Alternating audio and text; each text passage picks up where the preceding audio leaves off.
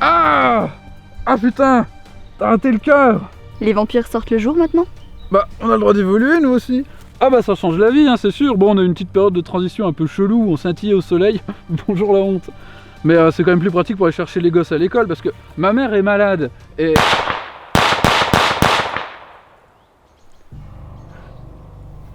Buffy.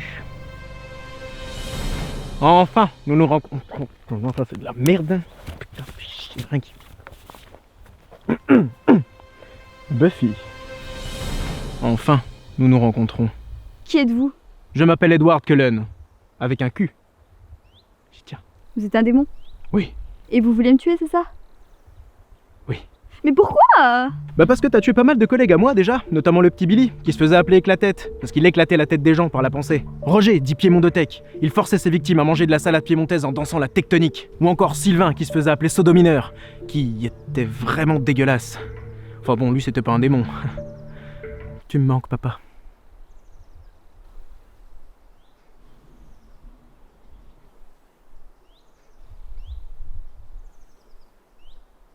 Allez, maintenant suis-moi, Buffy. Alors, non. Oh si!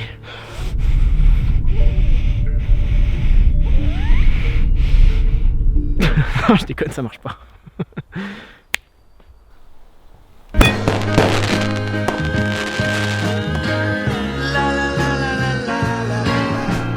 Francis Huster! Bien dormi? Où suis-je? Mais qu'est-ce que vous voulez? Tu peux crier tant que tu veux, ici personne ne t'entendra. J'ai pas crié. Tu peux, mais personne ne t'entendra. Mais qu'est-ce que vous voulez? Tu sais Buffy, ton histoire a inspiré une superbe série dans laquelle les vampires et les démons passent pour des cons et des méchants. Alors que on n'est même pas tous cons et méchants d'abord. T'as déjà vu cette série? Ouais, c'est mortel. Eh bien grâce à mon super pouvoir d'effaçage des souvenirs exclusivement audiovisuels, j'effacerai à tout jamais le souvenir de cette série pour ne vous laisser que... ce film. Connais pas. Eh ben ça tombe bien parce que je vais te montrer une petite vidéo rigolote pour voir de quoi il s'agit, parce qu'on peut avoir envie de tuer des gens et avoir le sens de l'humour. C'est quoi ton mot de passe? Dark Angel 64.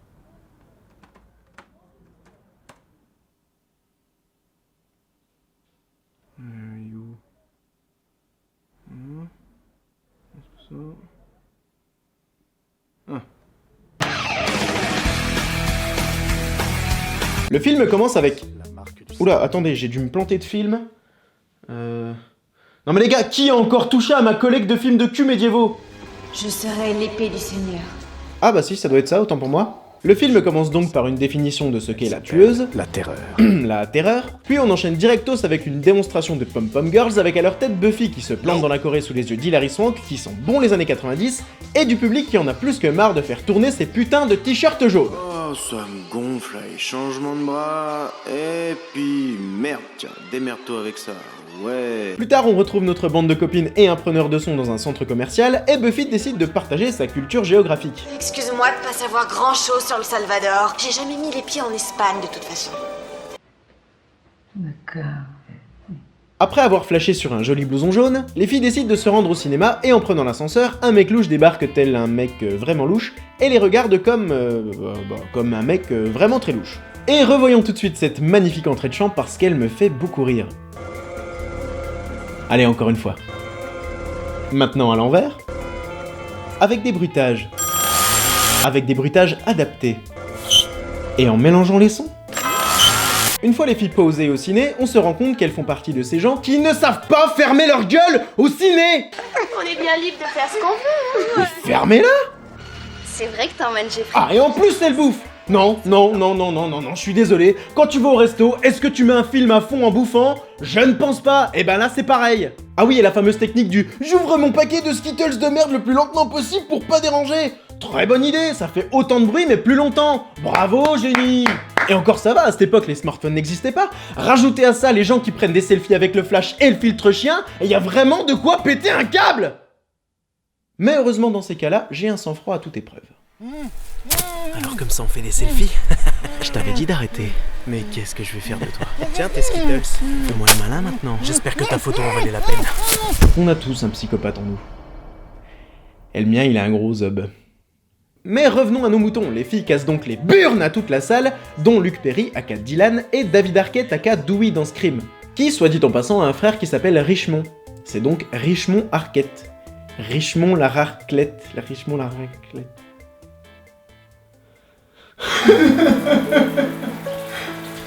À la sortie du ciné, on rencontre 3 joueurs de l'équipe de basket du lycée. Grooler, Andy et Jeffrey, le petit copain de Buffy. Prisonnier, il s'est fait mettre le crapens. Arrêtez vos conneries. Alors autant dans les années 90, il y avait pas mal d'expressions qu'on ne dit plus du tout aujourd'hui, du genre t'es cassé, ou y a pas d'arrêt dans le beefsteak, ou tchous, ou encore va bouger la péritelle, petit fils de pute. Mais là, je comprends pas. Il s'est fait mettre le crapens. Donc pendant que Andy se retient de mettre une main au cul de Buffy, Grooler se balade seul en pleine nuit quand tout à coup, un vampire décide de le prévenir de sa présence en riant avec de l'écho. Le gars qui est derrière moi ferait mieux de mettre les bouts avant que je me retourne. Mais qui êtes-vous, une sorte de timbré ou quoi? Hein? Cet homme me dit quelque chose. Et sa perruque est dégueulasse. On retrouve Buffy, elle aussi affublée d'une perruque dégueulasse, pendant une deuxième scène de film de boule dans laquelle elle affronte un vampire, et une fois celui-ci vaincu, le mec de tout à l'heure, qui cette fois a une fausse barbe dégueulasse en plus de sa perruque dégueulasse, débarque pour la tuer, mais se fait interrompre par l'arrivée du grand méchant. Ne comprendrez-vous jamais que personne ne pourra nous vaincre? Qui a une perruque dégueulasse et une fausse barbe dégueulasse, mais tout cela n'était qu'un rêve. Non, c'est bon, on arrête avec cet effet, je pense qu'il a été bien assez utilisé. Je propose qu'à partir de maintenant, on tente autre chose. Le lendemain soir, alors que les filles sont posées au bar, Buffy s'aperçoit que l'une de ses copines a acheté le blouson jaune sur lequel elle avait flashé. Ben c'est rétro. C'est marrant parce que même à l'époque elles disent que la veste est rétro, alors qu'aujourd'hui ça me choquerait même pas de voir quelqu'un porter ça dans la rue quoi. Oh putain, c'est pas du tout intéressant ça. C'est alors que Dylan et son pote arrivent au bar à leur tour. Qu'est-ce qu'on a avec ça? Des problèmes financiers. Buffy reconnaît alors les deux zigotos et font plus ample connaissance. Comment tu t'appelles? Bichette. Pardon? Bichette. Quoi? Bichette. Bichette?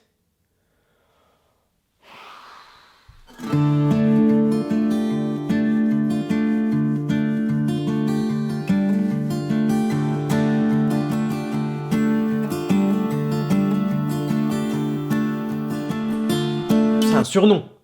C'est forcément un petit surnom. Elle dit quoi en VO? What's your name? Parfait.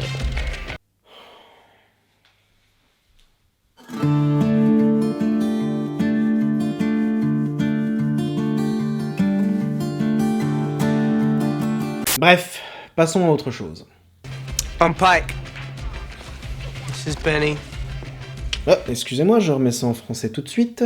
Je suis Marcel. Et lui c'est Benoît.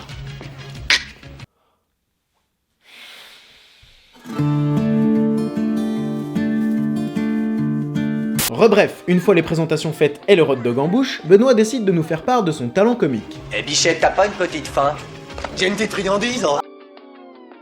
La beaufitude, c'est quand avant de lâcher une pièce, tu tires ton doigt. Quand tu chantes la grosse bite à du lent réçoit. Quand tu as percé le pot du Fiat Multipla.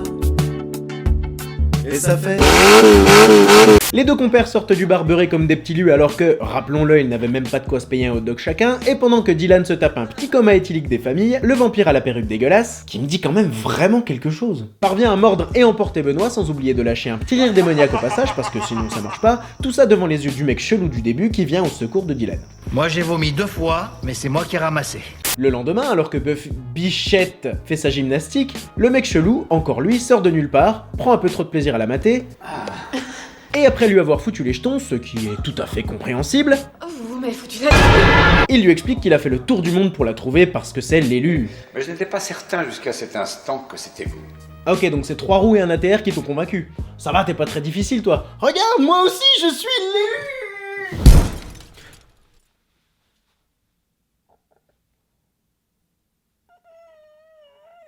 Il lui dit aussi que ses rêves ne sont pas vraiment des rêves, que ce sont les traces de ses anciennes vies, et que donc le grand méchant dont elle rêve est lui aussi bien réel. Il s'appelle Lotos. Et voici ses frères, Kenos, Astros, et Euromillions, le petit dernier.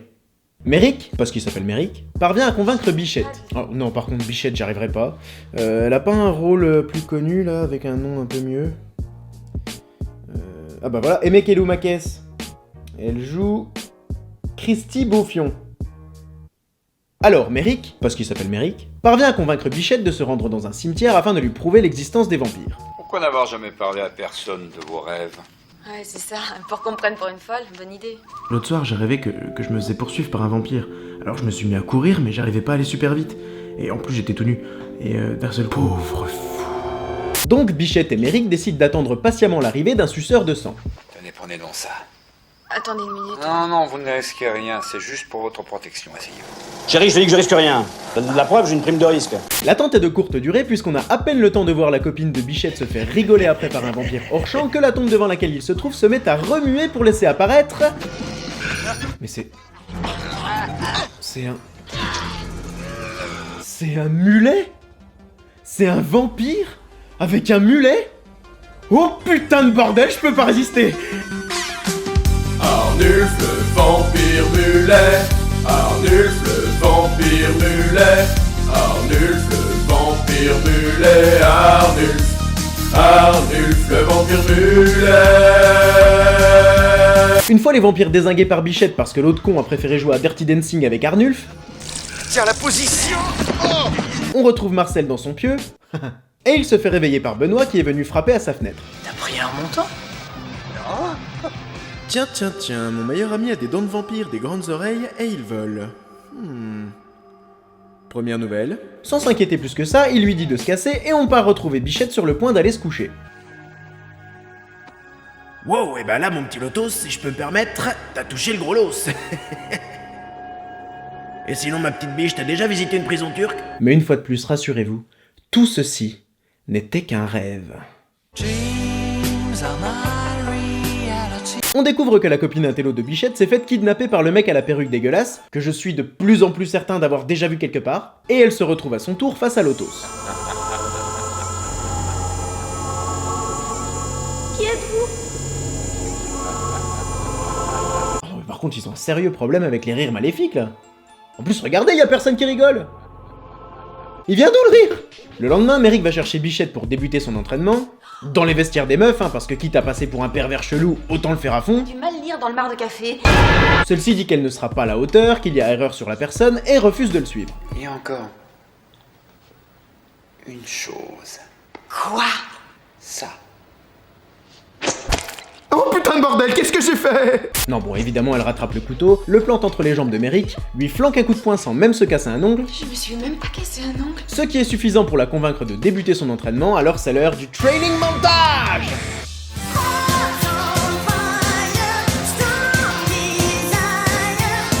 Voyant Bichette arriver régulièrement en retard, le CPE la convoque et lui fait la morale pendant que le bruit étonnamment fort d'une mouche se fait entendre. Bonjour et bienvenue dans notre émission Question pour gagner des trucs. Aujourd'hui nous jouons avec Dominique. Bonjour Dominique. Bonjour. Dominique, je vous rappelle qu'aujourd'hui vous jouez pour tenter de gagner un magnifique bac à glaçons de marque Petnier. Pour ceci, il suffit de répondre à cette simple question. Dans cette scène, que va-t-il se passer? Réponse A, Bichette va attraper la mouche en crachant une punaise. Réponse B, Bichette va faire un molki. Réponse C, Bichette va observer la mouche à côté d'une raquette verte. Ou réponse D, le CPE va raconter qu'il a pris du LSD et qu'il se prend pour un toaster. Lobby. Eh bien, regardons tout de suite la réponse. Peut-être bien que je suis un toaster. Eh bien, désolé Dominique, c'est perdu. Il est con. Dylan, sentant que quelque chose ne tourne pas rond dans cette ville, cherche à se barrer dans son van, mais il tombe en panne et se fait attaquer par le mec à la perruque dégueulasse accompagné de 2 vampires qui... font un rire démoniaque parce que visiblement c'est obligatoire. Ça doit être écrit dans leur contrat de vampires de merde. Il parvient à se débarrasser du mec à la perruque dégueulasse en l'éclatant dans une branche, ce qui lui fera perdre un bras, et s'éclate à son tour dans un arbre. Lâchez-moi un peu. T'as foutu ma veste en l'air. Heureusement, Bichette arrive et sauve Dylan. Sacré coup de chatte au passage parce que le mec avait quand même l'air bien paumé au milieu de nulle part. Bon, avançons un peu parce que sinon ça va être super long. Je sais pas pourquoi j'ai fait ça. Alors Luc périt mais en fait non, il tombe juste dans les vapes, Bichette le ramène chez elle, il sympathise, Lotos pas content, mec à la perruque dégueu pas content, la copine de Bichette est retrouvée morte avec le blouson en cuir jaune mais tout le monde s'en branle, Bichette défonce le pote de son petit ami parce qu'il lui met une main au cul, Simère le pote, Merrick fait une fellation à un mouchoir, on revoit Grooler le mec du début qui a été changé en vampire, comment dirais-je, pas tout là quoi. Il vole tranquillou sur le terrain, Ben Affleck avait quand même vachement moins la classe à l'époque, Bichette poursuit Grooler avec une moto volée. Yes! Tu n'es qu'une queen! Ah mais c'était une autre époque. Dylan la suit, mais tel le Casso 150, il ne peut s'empêcher de faire le con. Elle le rattrape, se fait choper, Dylan vient la sauver, tue Growler, Bichette fait des saltos inutiles et tue le dernier vampire avec un coup de chatte. Et c'est après toutes ces péripéties plus ou moins intéressantes que Bichette et Dylan se retrouvent confrontés à Lotos qui hypnotise Bichette, mais heureusement Merrick arrive en toute discrétion pour tenter de lui lancer un... Sûrement pas vous, Merrick. Juste avant que Lotos ne mange l'élu, Merrick s'interpose pendant ce qui semble être un très long QTE d'un mauvais jeu vidéo. Non, pas celle-ci. Lotos.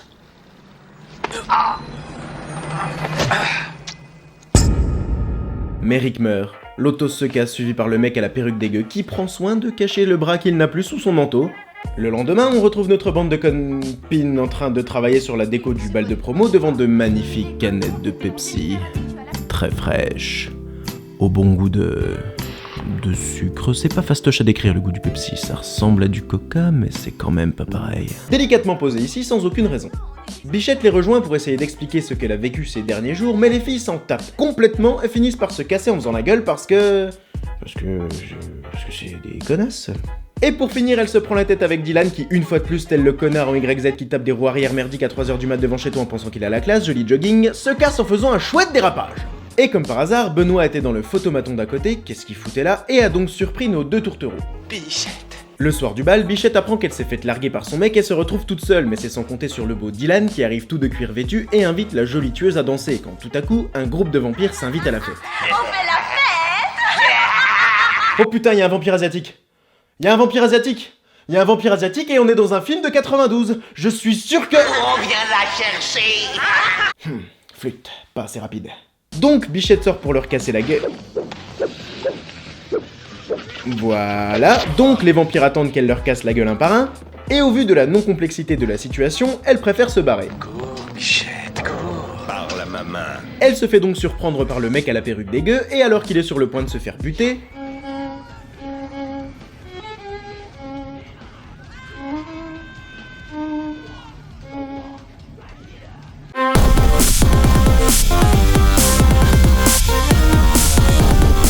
Alors le mec à la perruque se fait buter.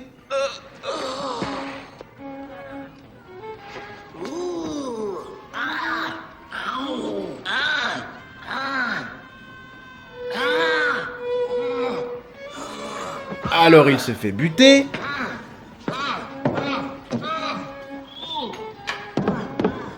Oh putain, mais la lourdeur du mec.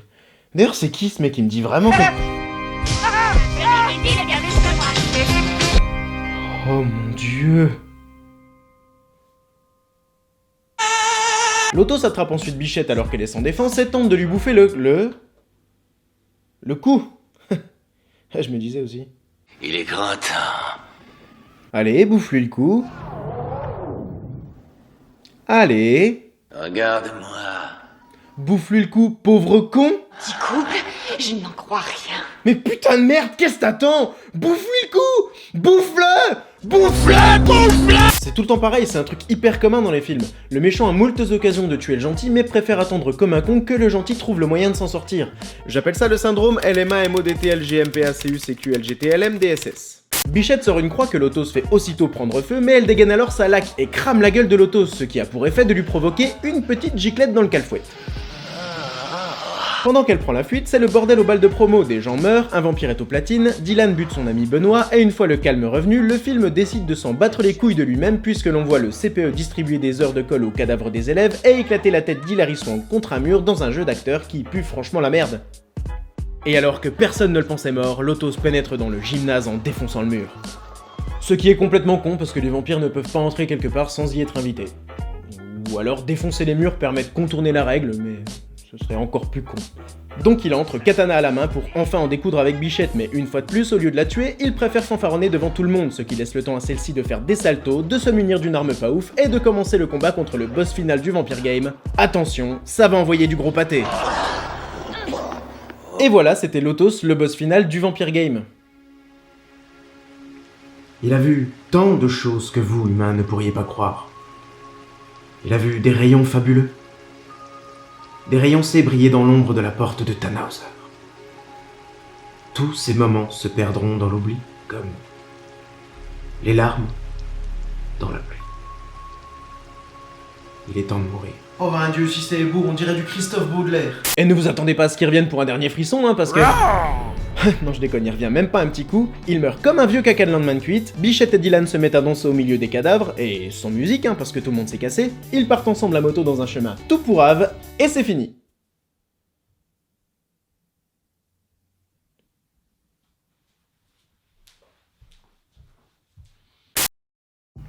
Alors? Vous avez fait tout ça juste pour dire que le film est nul? Bah ouais. Pas plus de développement? Pas d'analyse en profondeur? Bah non. Ah non mais j'ai jamais dit que j'allais... Non mais je suis nul en analyse et... Mais j'ai jamais dit que j'allais... Bon merde! Fran Rubel-Kuzui, la réalisatrice, a complètement remanié le scénario de Joss Whedon et ça correspondait plus vraiment à sa vision du film. Du coup, plus tard, il a réécrit son scénario pour la télé cette fois-ci. Je croyais que tu connaissais pas le film. Donc ok, c'est nul et ça a mal vieilli, les acteurs sont pas très bons et c'est cliché. Mais bon, sans cette merde, on n'aurait pas eu la série. Un mal pour un bien. Ouais. Enfin c'est quand même vachement nul. Bref, tout ça c'est bien beau, mais c'est quoi le projet? Tout ceci n'est que la première étape de mon plan. J'effacerai tous les bons films de vampires de vos têtes pour ne vous laisser que la merde. Adieu Only Lovers Left Alive, Vampire en toute intimité et Morse. Bonjour Bloody Mallory, Twilight et Une nuit en enfer. Mais il est cool Une nuit en enfer. Le 2. Au revoir au Dracula de Coppola, bonjour Van Helsing, bye bye Nosferatu, hello le remake de Fright Night, adios Entretien avec un vampire, benvenuto. Okay, c'est bon, on a compris.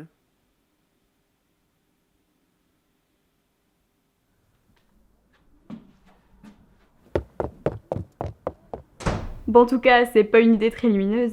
Pas étonnant pour quelqu'un qui craignait la lumière. Bah comme je te l'ai déjà dit, je suis pas un vampire mais un démon, donc je ne crains ni la lumière du soleil, ni l'ail, ni les croix, ni les pieux dans le cœur, ni l'eau bénite. Ouais, tout ça c'est des histoires pour rassurer les gosses. Enfin bon, ça on va pas se le cacher, ça picote un petit peu. Qu'est-ce que je disais déjà moi? Je me sens pas très bien.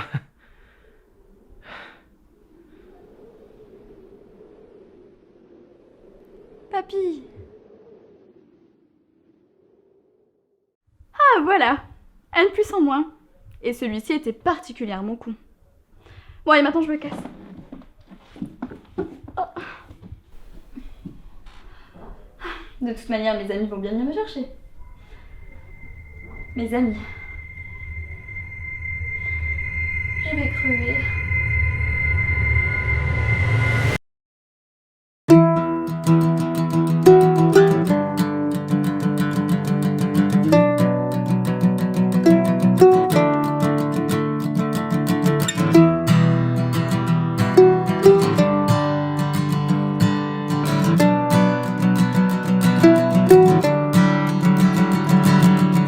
Parce qu'on a une petite période de transition un peu chelou, on scintillait au soleil, bonjour la honte. Mais oh non, c'est de la merde. Non, c'était pas si mal, hein, c'était pas si mal. Non, c'est de la merde. Eh bah ça tombe bien parce que je vais te montrer une petite vidéo rigolote pour voir de quoi il s'agit. Parce qu'on peut avoir... Parce qu'on peut avoir envie de tuer des gens et pas manquer de sens de l'humour. C'est quoi ton mot de passe? Parce qu'on peut avoir envie de tuer des gens et pas manquer de sens de l'humour. Parce qu'on peut avoir envie de tuer des gens mais pas manquer de sens de l'humour. C'est quoi ton mot de passe? J'en étais sûr, putain, j'en étais sûr. Toutes ces créatures méritaient de mourir et je compte bien allonger la liste. Alors sans... Oh, vas-y donc, et attention, je pète colère moi. Toutes ces créatures méritaient de mourir et je compte bien rallonger la liste. Ah merde, putain. Très bisontin. Alors que on n'est même pas tous cons et méchants d'abord.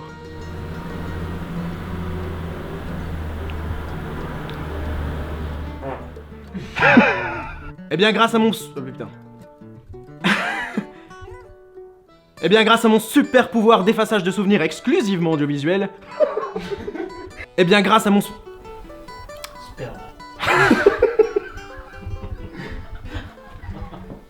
Voilà, ça fait déjà pas mal. C'est trop cool hein. Ouais, ça fait cool. Fais gaffe, C'est trop quand cool. même. Bah Flo, bah tu Bah vas je veux la faire la dernière moi.